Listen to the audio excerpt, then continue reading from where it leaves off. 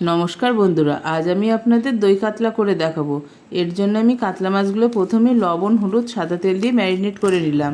আমি একটা মশলা করব, তার জন্য নিলাম কাজু, পোস্ত আর মৌরি ভিজিয়ে রাখলাম। আমি মাছগুলো ভেজে তুলে নেবো। মাছগুলো ডিপ ফ্রাই করবো না, আমি ওই মাছ ভাজার তেলেই দিয়ে দিলাম এলাচ, লবঙ্গ, শুকনো লঙ্কা ফোড়ন দিয়ে দিলাম পেঁয়াজ বাটা। একটু লবণ দিয়ে পেঁয়াজটা কষে লাল হওয়ার পরে দিয়ে দিলাম আদা রসুন বাটা। একটু কষে নিয়ে দিয়ে দেবো জিরে ধনে বাটা, দিয়ে একটু কষে নিলাম। নিয়ে আমি হলুদ আর কাশ্মীরি লঙ্কা গুঁড়ো দিলাম, তবে কালারটা ভালো আসবে।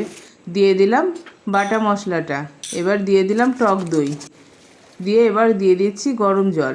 আমি একটু উষ্ণ গরম জল করে রেখেছিলাম। ঝোল ফুটে উঠলে মাছগুলো দিয়ে দিলাম কাঁচা লঙ্কা, একটু চিনি দিয়ে দিলাম।